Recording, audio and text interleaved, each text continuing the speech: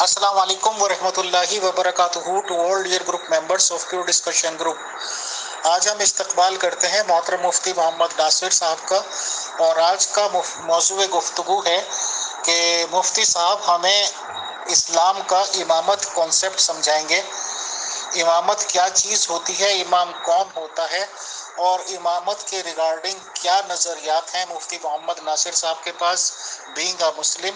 और हमें बताएं सर, ये इमामत कॉन्सेप्ट क्यों और किस तरह से माना जाता है मज़हब इस्लाम में या ये कि मुसलमानों में। थैंक्स। अम्मा बाद फ़अऊज़ु बिल्लाहि वालेकुम अस्सलाम वरहमतुल्लाहि वबरकातुहू। अल्हम्दुलिल्लाहि रब्बिल आलमीन वस्सलातु वस्सलामु अला सय्यिदिल अंबिया वल मुरसलीन। अम्मा बाद फ़अऊज़ु बिल्लाहि मिनश शैतानिर रजीम। बिस्मिल्लाहिर रहमानिर रहीम। क़ाल अल्लाहु तबारक व तआला फ़ी शान हबीबिही मुख़बिरन व आमिरा इन्नल्लाहा व मलाइकतहु युसल्लूना अलन नबी या अय्युहल्लज़ीना आमनू सल्लु अलैहि व सल्लिमू तस्लीमा। अल्लाहुम्मा सल्लि अला सय्यिदिना व मौलाना मुहम्मदिन मअदिनिल जूद वल करम व आलिहि व बारक व सल्लिम। सबसे पहले तो मैं यहाँ पे एक बात की वजाहत करते चलूँ कि भी लफ्ज़ इमाम जो है वो किन माना पर इस्तेमाल होता है, लफ्ज़ी एतबार से और लुग़वी व इस्तिलाही एतबार से। तो ये लफ्ज़ जो इमाम है, ये एक आप इसको कह लें कि भी ये एक वर्ड है जो कि सामने के माना में इस्तेमाल होता है। इमाम का मतलब होता है सामने वाला, ये एक लुग़वी माना है। और इस्तिलाही माना में ऐसा शख्स या फ़र्द जो चंद गिरोह की या मुख्तलिफ़ गिरोहों की क़ियादत करे, उसको इमाम कहा जाता है। अब ये जो क़ियादत है ये मुख्तलिफ़ तर्ज़ पे होती है। कभी दुनियावी क़ियादत का एतबार किया जाता है तो उसको भी इमाम कह दिया जाता है, कभी दीनी क़ियादत का एतबार किया जाता है तो उसको भी इमाम कह दिया जाता है। बहरहाल जो दुनियावी क़ियादत का जो बंदा है वो सरपरस्त बनता है, या आप उसको किसी भी माना में ले लें दुनियावी डेजिग्नेशन के एतबार से, तो हम दुनियावी एतबार से जो लोगों की क़ियादत करता है तो हम ओवरऑल उसको सुल्तान का नाम भी देते हैं, बादशाह का नाम भी देते हैं, या फिर उसको मुख्तलिफ़ डेजिग्नेशन में हम उसको अलग से तरतीब के साथ तकसीम कारी करते हैं, जिसमें वज़ीर, मुशीर ये सारे आ जाते हैं। ये तो हो गए दुनियावी ओहदे। यानी कि दुनियावी एतबार से कोई भी शख्स किसी भी क़ियादत का अगर वो सरबराह है या किसी भी दो चार बंदों की क़ियादत कर रहा है तो वो इमाम ही कहलाएगा दुनियावी एतबार से। इसी तरीके पर बाज़ जगहों पे जो वालिद है उसको भी इमाम कहा गया है। उसकी वजह भी यही है कि इमाम कहने की जो उसको वजूहात हैं वो यही हैं कि वो अपने घर की क़ियादत कर रहा होता है। अब आते हैं जो मेन मामला है दीनी एतबार से। ये मैं आपको मुख्तसरन, मैं आपको इसमें तफसीली चीज़ें बहुत सारी हैं, खैर मैं तफसील में नहीं जाता, एक लंबी गुफ्तगू हो जाएगी और फिर मौजू कहीं का कहीं चला जाएगा। तो मैं मेन मौजू ही की तरफ आता हूँ। दीनी जो क़ियादत है उसके एतबार से जो तकसीम कारी है, जो दीनी क़ियादत रखता है उसको हम इमाम कहते हैं। अब वो इमाम जो है वो तमाम मामलात में हो सकता है। देखें, हदीस का जो माहिर हो और तमाम हदीस लेने वाले जिनको मुहद्दिस कहा जाता है, तमाम हदीसों को लेने वाले जो उनका भी उस्ताद हो, मिसाल के तौर पर 100 बंदे हैं जो हदीस को लेते हैं, कलेक्ट करते हैं, लिखते हैं, कुतुब लिखते हैं, जो उनका उस्ताद होगा तो उसको भी इमाम कह दिया जाएगा। तो इन माना पर इमामुल मुहद्दिसीन कहा जाता है। अगर कोई फ़िक़्ह का यानी कि फ़िक़ही एतबार से 10-12 मुज्तहिदीन हैं या फिर फ़ुक़हा हैं, 100 के करीब हैं, 200 के करीब हैं, ये एक यानी कि एक कंडीशनल है कि जितने भी हो सकते हैं, उनमें अगर किसी को इमाम कहा जाता तो उसको इमामुल फ़ुक़हा कहा जाएगा। तो इसी तरीके पर ये मैं आपको दीनी एतबार से बता रहा हूँ। इसी तरीके पर جو قرآن کے علوم میں ماہر ہوگا تو امام القراء یا امام القاری یا اس طرح کے بہت سارے معنی الفاظ کے اعتبار سے اس کو کہا جاتا ہے۔ تو یہ امام جو ہے یہ کسی اسپیسیفک معاملے کے لیے نہیں ہے، یہ ہر جگہ پہ الگ الگ معنی میں استعمال ہو سکتا ہے، اس کو اسپیسیفک نہیں کیا جا سکتا کسی بھی جگہ پہ۔ اچھا، اس کے علاوہ اور یہ تو تھی ایک، میں آپ کو جو میرا مقدمہ تھا وہ آپ کو بیان کر رہا تھا، ایک اور بات یہاں پہ بیان کرتا چلوں جو مین ہمارا موضوع ہے۔ اب میں بلا امتیاز اور بلا طول دیتے ہوئے گفتگو کو مین موضوع کی طرف آتا ہوں، امامت اور خلافت۔ اچھا، جب امامت کے ساتھ لفظ خلافت آ جائے تو اب امامت کا معنی اور کرائیٹیریا چینج ہو جائے گا۔ امامت اور خلافت، اس کو خلافت کو نیابت بھی کہتے ہیں، خلافت کو نیابت بھی کہا جاتا ہے اور امامت کو نیابت بھی معنی میں کہہ سکتے ہیں۔ اب جو یہ امامت ہے، یہ والی جو کہ نیابت ہے یا خلافت ہے، یہ دو طرح کی ہے۔ سرکار علیہ الصلوۃ والسلام نے اپنے بعد جو نیابت ہے یا امامت ہے یہ دو طرح کی چھوڑی ہے۔ ایک ہوتا ہے نمازوں کا، عبادات کا امام۔ اچھا، حج کا امام الگ ہوگا، اس کا کرائیٹیریا الگ ہے، اس پہ میں گفتگو نہیں کرتا۔ اسی طرح باقی معاملات میں الگ الگ ہے۔ مین بات ہے جس کو ہم امامت صغریٰ کہتے ہیں۔ امامت صغریٰ یہ ہے کہ نماز میں کسی کو امام بنانا، یعنی سرکار علیہ الصلوۃ والسلام نے نماز کے، اپنی جو نماز کی امامت کرتے تھے آپ نے اپنی امامت جائے مصلی اپنے بعد کس کو دیا؟ ایک یہ ہے کرائیٹیریا۔ تو یہ نماز کا جو امام ہے یہ اس کا کرائیٹیریا الگ ہے اور اس کی ٹوٹل 6 شرائط ہیں۔ اگر وہ 6 شرائط پائی گئیں تو کوئی بھی کلمہ گو مسلمان ان شرائط پہ اگر پورا اترتا ہے تو وہ نماز کا امام بن سکتا ہے۔ اس کا ایک پورا ٹوٹل سے پروسیجر ہے اور الگ سے کرائیٹیریا ہے۔ اب مین جو ہے وہ ہے خلافت اور نیابت، کہ نبی پاک علیہ الصلوۃ والسلام نے اپنا خلیفہ اور اپنا نائب کس کو چنا؟ اب چنا کس کو، یہ ایک الگ سے سوال ہے، اس پہ میں بعد میں گفتگو کرتا ہوں۔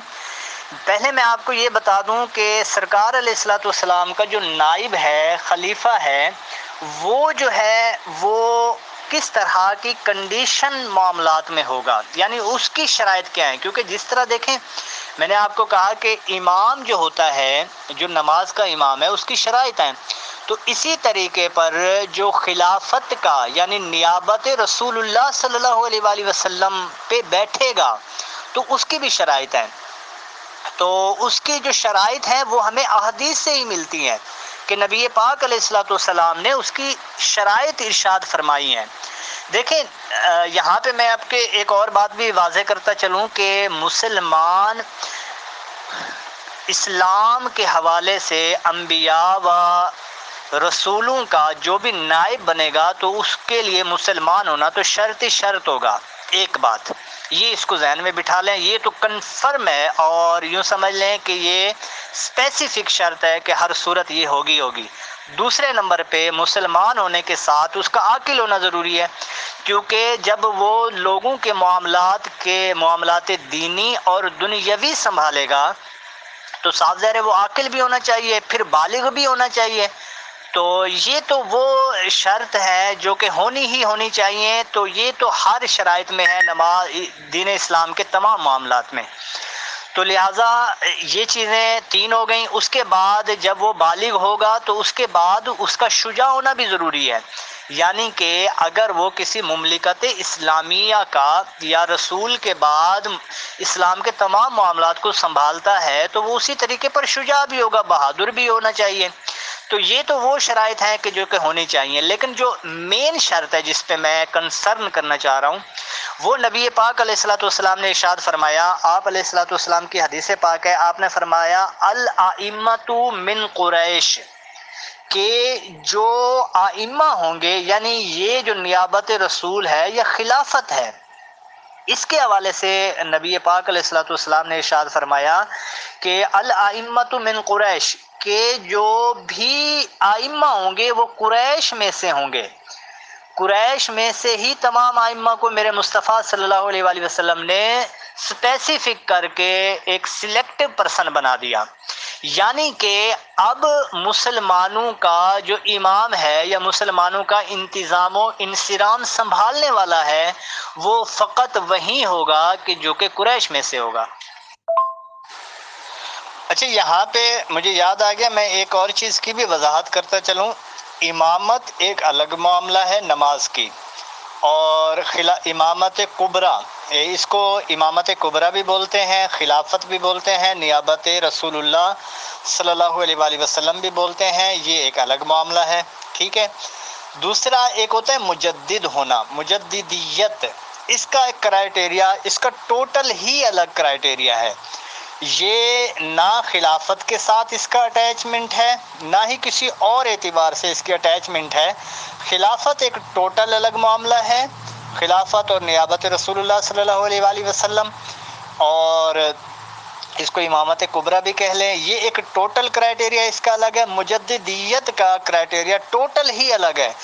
خلیفہ مجدد سے بڑا ہوتا ہے اور مجدد خلیفہ کے ماتحت ہوتا ہے، یہ ذہن میں رکھیے گا۔ تو لہٰذا مجدد کا جو مقام اور مرتبہ ہے وہ ٹوٹل کا ٹوٹل الگ ہے، اور اس کا ٹوٹل معاملات الگ ہیں۔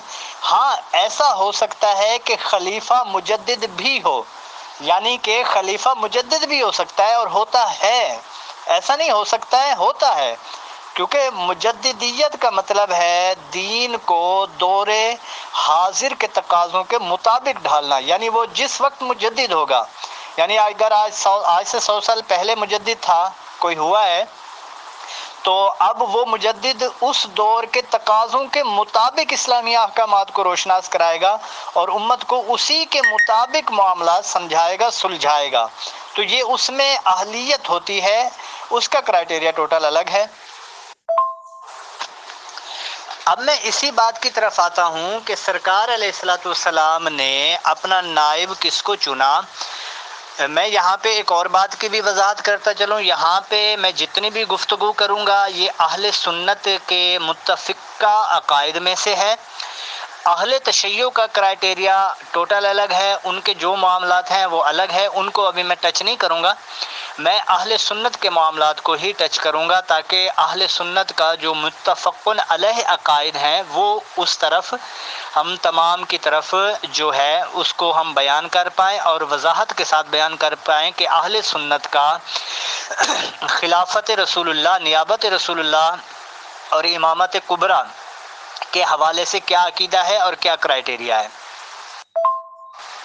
اب یہاں پہ میں آپ کو عقائد کی، جو کہ درس نظامی میں کتاب پڑھائی جاتی ہے، شرح العقائد النصفیہ ما حاشیہ، اس کا ہے جمع الفرائد بانارت شرح العقائد، اور اس کے علاوہ اس کا ایک اور حاشیہ ہے شرح میزان العقائد۔ تو یہاں پہ میں اسی سے عبارت پڑھ کے آپ کو سناتا ہوں انشاءاللہ تبارک و تعالی۔ ای خلافتہم ای نیابتہم عن رسول اللہ صلی اللہ علیہ وآلہ وسلم فی اقامت الدین بحیث یجب علی کافۃ الامم الاتباع علی ھذا الترتیب۔ یہاں پہ یہ دیکھیں، یہ کہا گیا ہے کہ یعنی کہ خلافت کا جو معاملہ ہے، یہ شرح عقائد نصفیہ امام سعد الدین تفتزانی علیہ رحمہ کی ہے، جس کو عموماً لے کر بہت سارے لوگ غلط فہمیوں کا بھی شکار ہوتے ہیں۔ آج میری ذہن بنا کہ میں اسی سے ہی آپ کو کچھ بیان کروں۔ اچھا دیکھیں، یہاں پہ کیا کہا گیا، نیابتہم عن الرسول صلی اللہ علیہ وآلہ وسلم فی اقامت الدین بحیث یجب علی کافۃ الامم الاتباع، کہ رسول اللہ صلی اللہ علیہ وآلہ وسلم کی جو نیابت ہے اقامت دین کے معاملات میں، اس حیثیت سے کہ یہ معاملات تمام امت مسلمہ پر واجب ہے، وہ اس کے بارے میں فرمایا کہ اعلی حاضر ترتیب، یہ اسی ترتیب سے ہے۔ اچھا، اس ترتیب سے کیا مراد لیا انہوں نے، وہ بھی میں آپ کو ترتیب بھی بتا دیتا ہوں۔ آپ ہی فرماتے ہیں امام سعد الدین تفتزانی، فرمایا کہ افضل البشری بعد نبینا صلی اللہ علیہ وآلہ وسلم، کیا فرمایا کہ ہماری امت میں تمام انسانوں میں نبیوں کے بعد، ہمارے نبی کے بعد اور تمام نبیوں کے بعد اور رسولوں کے بعد متفقن علیہ یہ فیصلہ ہے کہ امت میں سب سے افضل جو ہیں وہ ابو بکر صدیق، سیدنا ابو بکر صدیق ہیں، ثم عمر الفاروق، پھر عمر فاروق ہیں، ثم عثمان، پھر عثمان غنی ذو النورین ہیں، ثم علی المرتضی، پھر سیدنا مولا کائنات ہیں۔ یہ علامہ سعد الدین تفتزانی علیہ رحمہ کی عبارت کا جو ہے وہ میں نے پڑھ کے سنایا۔ اچھا، اس میں نیابت کے بارے میں فرمایا، آپ فرماتے ہیں خلافت کی بھی یہی ترتیب ہے اور افضلیت کی بھی یہی ترتیب ہے، یعنی ان الخلافت بعد رسول اللہ صلی اللہ علیہ وآلہ وسلم لأبی بکر ثم لعمر ثم لعثمان ثم لعلی۔ فرمایا کہ رسول اللہ صلی اللہ علیہ وآلہ وسلم کے بعد جو خلافت ہے وہ سیدنا ابو بکر صدیق رضی اللہ تعالیٰ عنہ ہیں، پھر اس کے بعد سیدنا عمر فاروق ہیں، پھر اس کے بعد سیدنا عثمان غنی ہیں، پھر اس کے بعد سیدنا مولا کائنات رضوان اللہ تعالی علیہم اجمعین ہیں۔ پھر اس کے بعد آپ فرماتے ہیں ذالک لأن الصحابۃ قد اجتمعوا یوم توفی رسول اللہ صلی اللہ علیہ وآلہ وسلم فی سقیفۃ بنی ساعدہ، کہ تمام کے تمام صحابہ نے اس بات پر اجماع کیا نبی پاک علیہ الصلوۃ والسلام کے دنیا سے ظاہری انتقال کے بعد، اس بات پر اجماع کیا کہ سیدنا صدیق اکبر پہلے خلیفہ ہیں، اور یہ اجماع کہاں ہوا؟ فی سقیفۃ بنی ساعدہ، یہ بنی ساعدہ کے سقیفے میں ہوا۔ اچھا، یہ سقیفہ بنی ساعدہ کیا ہے؟ یہ ایک جگہ ہے، یہ ایک ایسی جگہ ہے کہ جہاں پہ تمام مسجد نبوی کے ساتھ ایک میدان تھا، تو اس میدان میں یہ سارے صحابہ جمع ہو گئے تھے، تو وہاں اس اجتماع میں صحابہ کے یہ متفقن علیہ فیصلہ ہوا کہ ہمارے جو نبی پاک علیہ الصلوۃ والسلام کے خلیفہ ہیں، نائب ہیں، یا آپ کی نیابت کون سنبھالیں گے، تو اس بات پر متفقن علیہ فیصلہ ہوا کہ یہ جو سنبھالنا ہے یہ سیدنا صدیق اکبر رضی اللہ تعالیٰ عنہ کا خاصہ ہے، حصہ ہے، انہی کے حق میں جائے گا، اور اس بات پر تمام صحابہ متفق ہوئے اور تمام صحابہ نے اجماع کیا۔ یہ میں نے علامہ سعد الدین تفتزانی علیہ رحمہ کی کتاب شرح عقائد میں سے واضح اور دو ٹوک لفظ میں پڑھ کے سنا دیا۔ یہاں ان بٹوین میں ایک ممبر کی یہ خیالات یا یہ کہ جو لائنز انہوں نے لکھ کے بھیجی ہے وہ پیش کرنا چاہوں گا۔ نبی کی نیابت کرنے والا نبی کی طرح شرک سے پاک اور معصوم ہوگا۔ علم میں رسول اللہ صلی اللہ علیہ وسلم کے بعد سب امت سے افضل ہوگا۔ بہادر تو ہوگا لیکن میدان سے کبھی فرار نہیں ہوا ہوگا، رسول صلی اللہ علیہ وسلم کی طرح۔ محترم مفتی محمد ناصر صاحب، ایک سوال یہ آیا ہے کہ امام آخر کیسے بنے گا؟ کیا الیکشن ہوں گے، لوگ ووٹ ڈالیں گے باقاعدہ اپنی مرضی کا امام چننے کے لیے، یا یہ کہ بس اپنے آپ ہی اناؤنس کر دیا جائے گا کہ یہ امام ہو گئے؟ امام سلیکٹڈ کیسے ہوگا؟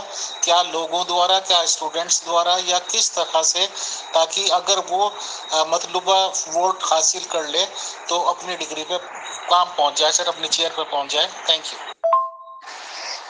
دیکھیں، میں نے وہاں پہ تو بیان کر دیا، اب یہ میں نے آپ کو واضح حدیث رسول سنائی ہے۔ نبی پاک علیہ الصلوۃ والسلام نے ارشاد فرمایا الائمۃ من قریش، سرکار علیہ الصلوۃ والسلام نے اسپیسیفک اور صریح لفظوں میں بیان فرمایا، اس میں ٹوٹلی معاملات آ جا سکتے ہیں، اس میں کسی کو اسپیسیفک نہیں کیا کہ یہ بندہ ہوگا یا یہ ہوگا یا یہ ہوگا یا یہ ہوگا، بلکہ آپ نے فرمایا الائمۃ من قریش، کہ ائمہ قریش میں سے ہوں گے۔ اب مثال کے طور پر وہ قریش میں سے ہوتا ہے تو دیکھیں مستحق امامت تو ہے، وہ قریش میں سے کوئی بھی فرد ہو وہ مستحق امامت تو ہوگا ہی ہوگا۔ اچھا، قریش کیا ہوتے ہیں؟ نبی پاک علیہ الصلوۃ والسلام کی جو نسل ہے، آپ علیہ الصلوۃ والسلام کے پرداداؤں میں سے ایک شخص، ایک بزرگ کا نام قریش تھا، بنی ہاشم بھی اس کو کہا جا سکتا ہے، تو وہ جتنے بھی ہیں ان کی اولادیں جو ہیں یہ ساری قریش کہلاتی ہیں یا قریشی کہلاتی ہیں، را کے بعد یا ہے، تو یہ قریش میں سے ہوگا، یعنی کہ یہ کرائٹیریا ہے کہ جو بھی امام ہوگا وہ ان کی اولاد میں سے ہونا ضروری ہے کہ جو کہ قریش کہلاتے ہیں یا قریشی کہلاتے ہیں، تو لہٰذا ائمہ تو انہی میں سے ہوگا۔ اب اگر کوئی ان میں سے ہے، اب بہت سارے صحابہ ان میں سے تھے جن کے میں اگر فردر نام لوں تو پھر کافی سارے آ جائیں گے، مختصراً یہ کہ بہت سارے صحابہ تھے۔ سیدنا صدیق اکبر بھی قریش میں سے تھے، سیدنا عثمان غنی بھی قریش میں سے تھے، سیدنا مولا علی بھی قریش میں سے تھے، سیدنا فاروق اعظم بھی قریش میں سے تھے، اور اس کے علاوہ امیر معاویہ بھی قریش میں سے تھے، اور بھی بہت سارے اس میں قریش میں سے آتے ہیں۔ تو یہ قریش میں سے تو ہیں، اگرچہ شاخیں ان کی مختلف ہیں، تو کوئی کتنی نسل میں نبی پاک علیہ الصلوۃ والسلام سے شجرہ مل رہا ہے، کن کا کتنی نسل میں مل رہا ہے، یہ ایک الگ معاملہ ہے، اس پہ تفصیلی گفتگو ہو سکتی ہے۔ بہرحال یہ ہے کہ بھی قریش میں سے تو ہوگا، لیکن اگر وہ مستحق امامت تو ہے وہ بندہ، لیکن یاد رکھیے گا اس کی پھر کچھ شرائط رکھی گئی ہیں، جو کہ شرائط ان شرائط کے تحت ہی وہ پھر امام بن پائے گا یا نیابت رسول اللہ کا حقدار قرار پائے گا۔ پہلی شرط یہ ہے، اس کی جو بنظر غایت جو میں مطالعہ کر پایا ہوں تو انشاءاللہ وہ میں آپ کو بتاتا ہوں، اور اس پر میرے پاس کثیر دلائل ہیں اللہ کے کرم سے۔ دیکھیں، سب سے پہلے یہ ہے کہ اصحاب اہل حل و عقد نے اس کو مقرر کیا ہو۔ اصحاب اہل حل و عقد کیا ہوتے ہیں؟ یہ وہ اصحاب ہوتے ہیں کہ جو کہ علم میں اور پھر عمل میں انتہائی حد تک عروج رکھتے ہوں، یعنی کہ علم کا کرائٹیریا ان کا وسیع ہو، اور ایسے کثیر صحابہ تھے، مفتیان صحابہ تھے۔ 7 صحابہ تو ایسے تھے جو باقاعدہ فتویٰ دیا کرتے تھے، جن میں سے مولا کائنات ہے صدیق اکبر، فاروق اعظم، عثمان غنی، اور اس کے علاوہ باقی اصحاب ہیں جن کے کثیر نام ہیں، میں یہاں پہ بیان کر سکتا ہوں، وہ خیر مدعا الگ ہے۔ بہرحال یہ ہے کہ کثیر صحابہ تھے جو مفتیان کرام تھے اور فتویٰ دیا کرتے تھے باقاعدہ، اور یہ صحابہ کرام میں رائج تھا۔ تو اہل حل و عقد انہی کو کہا جاتا ہے کہ جو علم میں سب سے فائق و فائز ہوں، اور وہ کثیر صحابہ کرام تھے۔ اچھا، پہلی شرط یہ ہے کہ اہل حل و عقد نے اس کو مقرر کیا ہو۔ دوسری شرط یہ ہے کہ امام سابق نے، یعنی جو پہلا امام ہے، اس نے مقرر کیا ہو۔ ٹھیک ہے، یہ 2 کنڈیشنیں تو امپلیمنٹ ہوں گی ہر صورت میں، یعنی کہ یا وہ ہوگی یا یہ ہوگی، ان دونوں میں سے کوئی ایک چیز ہوگی۔ محترم مفتی صاحب، ایک کمنٹس پھر آئے ہیں ممبر کے کہ تو اہل بیت کیا قریش میں شامل نہیں ہیں؟ جو ثقیفہ میں ان کو شامل نہیں کیا گیا، رسول صلی اللہ علیہ وسلم کے جنازے کا انتظار کر لیتے، کون سی قیامت آ رہی تھی؟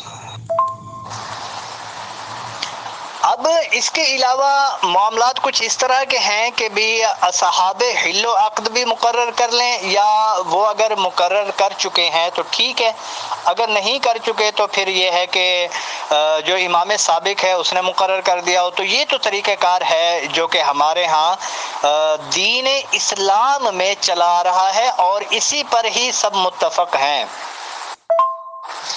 اس سوال کی طرف میں آتا ہوں۔ پہلی تو بات یہ ہے کہ یہ سوال کرنے والا بر بنائے اعتراض سوال کر رہا ہے، ورنہ اس کو سوال کرنے کا ڈھنگ نہیں آیا۔ پہلے تو مجھے اس سوال پہ کچھ سوال ہیں، اس سوال پر سوال ہے۔ وہ سوال یہ ہے کہ یہ بتائیں کہ بھئی جو نبی پاک علیہ الصلوۃ والسلام کے پاس آیا اور کلمہ پڑھا اور ایمان لے آیا، کیا اب وہ مشرک رہا یا نہیں؟ ایک بات۔ دوسری بات یہ ہے کہ نبی پاک علیہ الصلوۃ والسلام کے بعد کون زیادہ علم والا ہے، یہ کرائٹیریا کون بنائے گا؟ یہ ہر بندہ بنائے گا یا پھر نبی پاک علیہ الصلوۃ والسلام نے خود بنائیں گے آپ وہ کرائٹیریا؟ تو تیسری بات یہ ہے کہ یہ کہا کہ بہادر تو ہوگا لیکن میدان سے کبھی فرار نہیں ہوگا۔ تو میدان سے فرار ہونے والے کی طرف یہ اگلے بندے کا جو معترض ہے اس کا اعتراض جو لے کے جا رہا ہے وہ احد کے مقام والے معاملے کی طرف لے کے جا رہا ہے، تو کیا سرکار علیہ الصلوۃ والسلام اس میں پیچھے نہیں ہٹے تھے؟ یہ مجھے بتایا جائے۔ تو معاذ اللہ یہ تو پھر اللہ کے محبوب پر اعتراض ہے، تو نبی پاک علیہ الصلوۃ والسلام بھی تو پیچھے ہٹ گئے تھے بربنائے اس کو یہ کہہ سکتے ہیں، حکمت کہہ سکتے ہیں، اور بہت سارے معاملات کہہ سکتے ہیں کہ یہ تو جنگ کے معاملات کا ٹوٹل کرائٹیریا الگ ہے، اور اس کو قرآن پاک نے بیان فرما دیا ہے کہ کن صورت میں آپ پیچھے ہٹ سکتے ہو اور کن صورت میں پیچھے نہیں ہٹ سکتے، یہ ٹوٹل معاملہ الگ ہے۔ تو لہٰذا یہ معترض کے سوال پر میرے سوال ہیں، اس کے جواب آ جائیں تو پھر میں اس کا مزید جواب دے سکتا ہوں۔ جی بالکل، الائمۃ من قریش کے حوالے سے یہ حدیث تا قیامت کے لیے ہے۔ ہاں یہ ایک الگ بات ہے کہ اس وقت امت مسلمہ کے لیے ایک افسوسناک معاملہ ہے کہ اس وقت امت مسلمہ کا کوئی ہیڈ نہیں ہے، کوئی خلیفہ نہیں ہے، تو جس کی بنا پہ ہم ایک ازراہ افسوس ہی کہہ سکتے ہیں۔ اللہ تبارک و تعالی ہم پر رحم فرمائے اور کوئی ایسا لیڈر، کوئی ایسا رہنما ہمیں دے دے کہ جو ہماری رہنمائی کرے۔ بہرحال انشاءاللہ قرب قیامت سیدنا امام مہدی رضی اللہ تعالیٰ عنہ ضرور تشریف لائیں گے اور وہیں ہمارے امام ہوں گے، اور انشاءاللہ وہ بھی قریش میں سے ہیں اور ہوں گے، تو انشاءاللہ ہم انہی کی قیادت میں انشاءاللہ پھر ایک مرتبہ اسلام کی سربلندی ہوگی اللہ کے حکم سے۔ انشاءاللہ پھر دیکھیے گا پوری دنیا میں اسلام ہوگا۔ شکریہ، جزاک اللہ محترم مفتی ناصر صاحب، آپ نے مستقبل کے لیے خواب دکھانے کی کوشش کی محترم، اور آپ نے یہ کہا کہ قریش لوگوں میں سے ہی امام ہوگا، یعنی کہ رسول اسلام محمد صلی اللہ علیہ وسلم کی نسلوں میں سے ہی۔ تو یہ تو امیت اگروال سہیت پوری دنیا کو پتا ہے کہ ان کی نسلوں کو تو کربلا میں قتل کر دیا گیا، ختم کر دیا گیا، اور بالکل اس طرح سے کیا گیا کہ خدا نخواستہ نام بھی لینے والا کوئی نہ بنے۔ تو جب یہ اتنی اچھی نسل سے چلی آ رہی تھی امامت اکارڈنگ ٹو یو، اور اتنے اچھے خاندان سے تھی، رسول اسلام کی طرف سے تھی، ان کی بیل چل رہی تھی، تو آخر اس کا خاتمہ کب اور کیسے ہو گیا؟ آخری امام آپ کس کو مانتے ہیں، یا آج تک یہ امامت جاری ہے؟ اگر یہ امامت جاری ہے تو آج کا امام کون ہے؟ لاسٹ کوشچن، شکریہ۔ دیکھیں اہل بیت تو متفقن علیہ قریش میں سے ہیں، میں پہلے ہی کہہ چکا ہوں، مولا علی رضی اللہ تعالیٰ عنہ کا نام بھی لے چکا ہوں، باقاعدہ اہل بیت کے تمام افراد قریش میں سے ہیں۔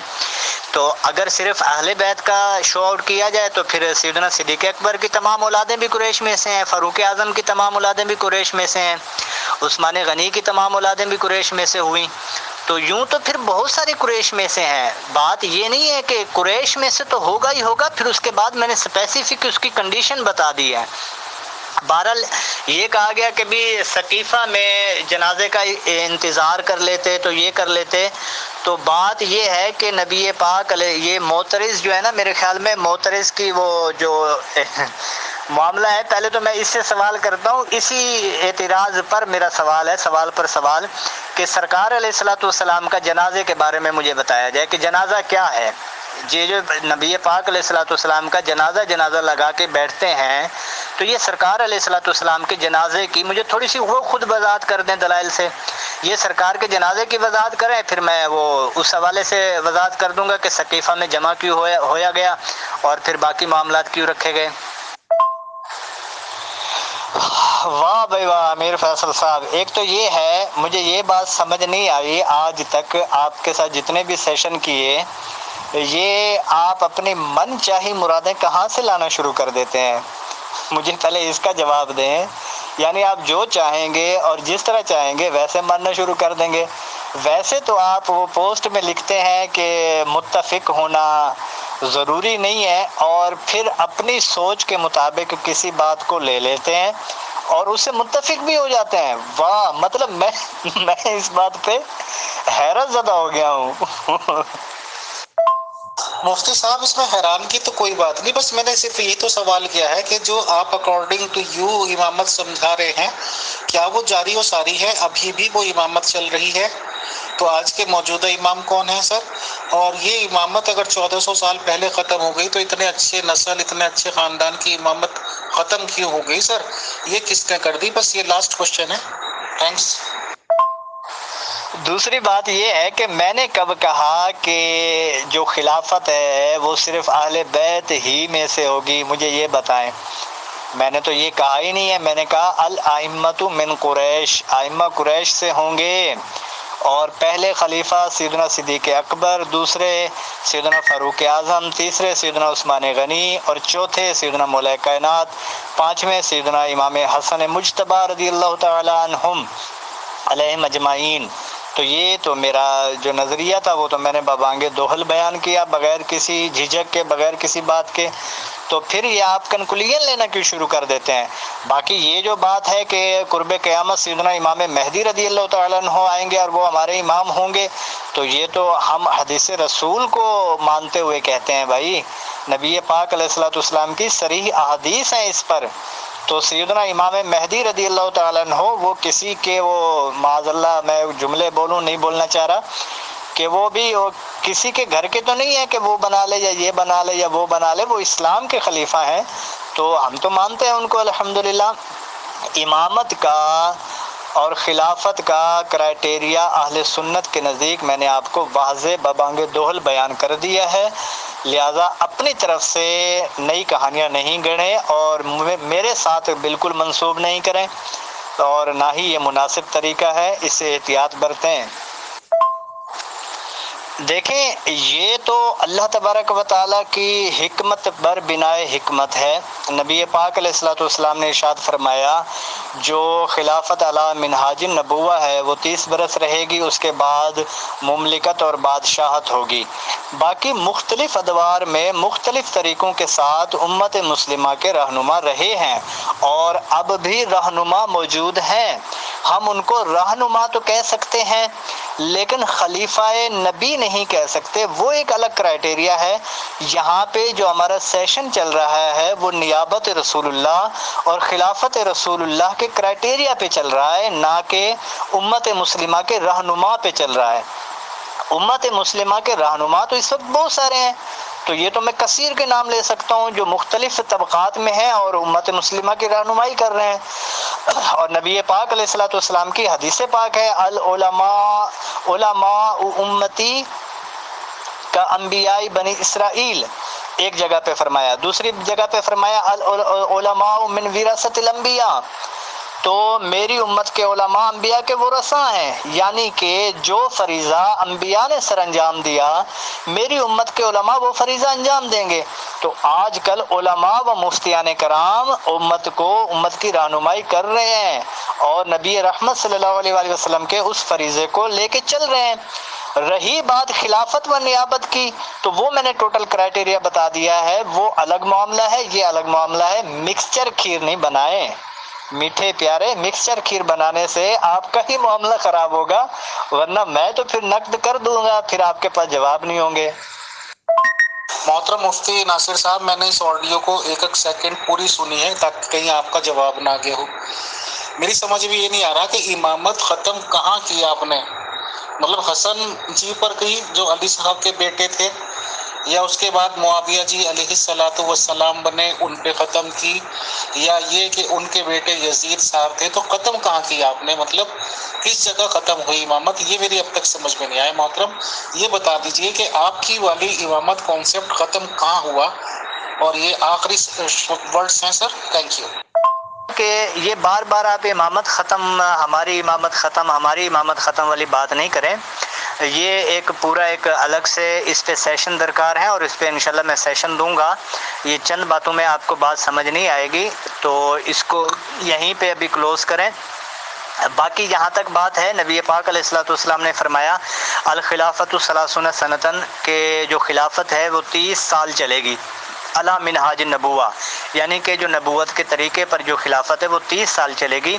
امام حسن مجتبی رضی اللہ تعالیٰ عنہ تک ہم یہ خلافت راشدین، ہم ان 5 خلفاء کو مانتے ہیں اور یہی خلافت راشدہ ہے۔ اس کے بعد سیدنا امیر معاویہ رضی اللہ تعالیٰ عنہ کی جو ذات گرامی ہے، ہم ان کی خلافت کو خلافت راشدہ نہیں مانتے، ہم ان کی خلافت کو ملوکیت یا بادشاہت مانتے ہیں اور بادشاہت حقہ مانتے ہیں، سچی مانتے ہیں۔ یہ ایک الگ معاملہ ہے ہمارا۔ ہاں، ان کے بعد جو خلیفہ راشد ہوئے ہیں وہ ہوئے سیدنا عمر بن عبدالعزیز، ان کی خلافت کو ہم خلافت علی منہاج النبوہ مانتے ہیں، اور پھر اس کے بعد سیدنا امام مہدی رضی اللہ تعالیٰ عنہ آئیں گے، ان کی خلافت کو بھی ہم خلافت علی منہاج النبوہ مانتے ہیں۔ تو یہ ہمارا کرائٹیریا خلافت علی منہاج النبوہ والا الگ ہے۔ سیدنا امیر معاویہ رضی اللہ تعالیٰ عنہ کو ہم خلیفہ راشد نہیں مانتے، خلیفہ اسلام تو مانتے ہیں۔ خلیفہ اسلام والا معاملہ الگ ہے، خلیفہ راشد والا معاملہ الگ ہے۔ خلیفہ راشد کے حوالے سے ہمارے ہاں یہاں آج کا سیشن ہے اور اسی پہ سوال و جواب کا سلسلہ ہے۔ آپ خلافت کے کنسیپٹ کو ہی نہیں سمجھ پائے، اس کا مطلب یہ ہے، تو میں تو یہی کہوں گا نا، کنسیپٹ کو ہی نہیں سمجھ پائے ہمارے۔ اگر آپ خلافت کے کنسیپٹ کو سمجھ جاتے تو اس طرح کے سوالات نہیں ہوتے۔ تعالیٰ منہاج النبوہ الگ معاملات ہیں۔ باقی جو ہے نبی پاک علیہ الصلوۃ والسلام کی حدیث ہے کہ میری امت میں کثیر خلفاء ہوں گے، تو اس سے مراد یہ ہے کہ خلفاء جو اسلام کے خلیفہ ہوں گے، یعنی کہ وہ اسلام کے بادشاہ ہوں گے، اسلام کے رہنما ہوں گے، رہبر ہوں گے، ان کو خلیفہ کہا جائے گا۔ خلیفہ اسلام ہونا یہ الگ معاملہ ہے، تو نیابت رسول اللہ کا ہونا یہ الگ معاملہ ہے، اس کا کرائٹیریا ٹوٹلی الگ ہے، اور وہ ہمارے اہل سنت کے حوالے سے جو تھا میں نے آپ کو بیان کر دیا ہے۔ مختصر انداز میں اس پر تفصیلی کلام ہوا جا سکتا ہے۔ باقی جو ہے نا، آپ جو اس طرح کے گڈ مڈ کرنا شروع کر دیتے ہیں نا، تو یہ چیزیں یہاں نہ کریں۔ سیدنا امیر معاویہ کو ہم خلیفہ اسلام مانتے ہیں، خلفاء راشدین میں شامل نہیں کرتے، یہ کلیئر کٹ میں آپ کو بتا رہا ہوں، جو اہل سنت کا متفق علیہ عقیدہ ہے۔ باقی جہاں تک بات ہے یزید کی، ہم نہ اس کو خلیفہ مانتے ہیں نہ اس کو کچھ بھی نہیں مانتے، تو یزید کے حوالے سے ہمارا یہی عقیدہ ہے، وہ فاسق ہے، فاجر ہے، جری علی الکبائر ہے۔ باقی جو ہے اس کے بعد جو کہ اسلام کے احکامات پر عمل کرنے والے بادشاہ گزرے ہیں تو ان کو ہم خلیفہ اسلام مانتے ہیں، اور آج بھی اگر کوئی بادشاہ یا ملک کا وزیر اعظم اسلام کے احکامات پر عمل کرے گا اور کروائے گا تو ہم اس کو خلیفہ اسلام کہہ سکتے ہیں، اس میں کوئی حرج نہیں ہے۔ خلیفہ اسلام کا معاملہ کرائٹیریا ٹوٹل الگ ہے۔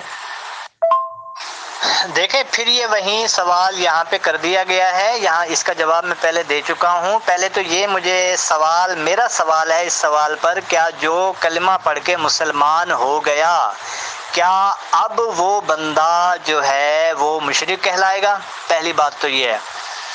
دوسری بات یہ ہے کہ یہاں پہ نیابت رسول اللہ کی بات ہو رہی ہے، تو نیابت رسول اللہ کے لیے اسلام کا ہونا شرط ہے، تو یہ تو میں نے پہلے ہی اوپر شرائط بیان کر دی ہیں، مسلمان ہونا شرط ہے اسلامی تمام معاملات میں، تو لہذا یہ اس طرح کے جو سوال ہوتے ہیں یہ بر بنائے اعتراض ہی ہوتے ہیں، ان کا کوئی حاصل نہیں ہوا کرتا۔ ویسے صاحب بالکل ٹائم اپ ہو رہا ہے، یہ مجھے معلوم ہے سر۔ محترم مفتی صاحب بالکل ٹائم اپ ہو رہا ہے، یہ مجھے معلوم ہے سر، بٹ ایک تھوڑی سی تھرسٹ رہ جاتی ہے۔ آپ نے ببانگ دخل یہ بات مانی اور اچھی بات ہے، جو آدمی کا عقیدہ ہو یا تحقیق ہو تو اس کا بیان کر بھی دینا چاہیے کہ امام معاویہ پتہ نہیں آپ نے کیا کیا کہا، رضی اللہ یا علیہ السلام، جو بھی کچھ آپ نے کہا ہوگا سر، ان کو آپ خلیفہ آف اسلام مانتے ہیں، یعنی کہ ہی واز خلیفہ آف اسلام۔ تو جب وہ خلیفہ اسلام تھے تو وہ خود اپوائنٹ کر کے گئے تھے یزید صاحب کو، تو ان کی مخالفت کیوں کر رہے ہیں محترم؟ ایک خلیفہ آف اسلام اپوائنٹ کر کے جاتے ہیں یزید علیہ السلام کو، تو ان کی مخالفت کیوں؟ یہ آپ ابھی بتا دیجئے یا کوئی بات نہیں اگلے سیشن میں بتا دیں گے سر۔ شکریہ، جزاک اللہ، السلام علیکم ورحمۃ اللہ۔ محترم مفتی محمد ناصر صاحب نے یہ ببانگ دخل مانا کہ معاویہ صاحب خلیفہ آف اسلام تھے، یعنی کہ اسلام کے ایک خلیفہ ہوئے ہیں، بٹ یہ سوال اپنی جگہ سٹینڈ کرتا ہے، اور محترم مفتی ناصر صاحب سے جب بھی نیکسٹ سیشن ہوگا تو سب سے پہلا یہی سوال ہوگا کہ ایک خلیفہ آف اسلام کی خواہش या उनके हुक्म की हुक्म अदूली क्यों? जब आपके अकॉर्डिंग खलीफा ऑफ इस्लाम हैं या थे मुआविया जी, तो मुआविया जी अपॉइंट करके गए थे, बाकायदा गद्दी पे बिठा के गए थे अपनी ज़िंदगी में यजीद साहब को, जिनके अमल जिनके का कार्य कर्म या जो भी उन्होंने कारकर्दगी की है वो दुनिया जानती है। और करोड़ों करोड़ों लोग एक जगह इकट्ठे होते हैं और मातम करते हैं उन शहीदों के लिए जो यजीद ने किए और करवाए अपनी फ़ौजों से। तो आखिर उसको फिर क्यों खलीफा ऑफ इस्लाम नहीं मानते, जो कि पहले उनसे पहले खलीफा मुआविया जी का अपॉइंटेड करता है?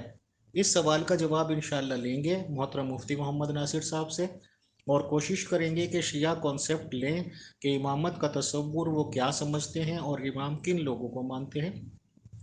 मोहतरम मुफ्ती मोहम्मद नासिर साहब ने टाइम दिया और हमें जानकारी दी, इसके लिए बहुत शुक्रिया, बहुत जज़ाकल्लाह। और अस्सलाम वालेकुम वरहमतुल्लाह वबरकातुहू टू मोहतरम मुफ्ती मोहम्मद नासिर साहब and to all dear group members of pure discussion group. जज़ाकल्लाह खैरा। अस्सलाम वालेकुम वरहमतुल्लाह। अल्लाह हाफिज़, फ़ी अमान अल्लाह।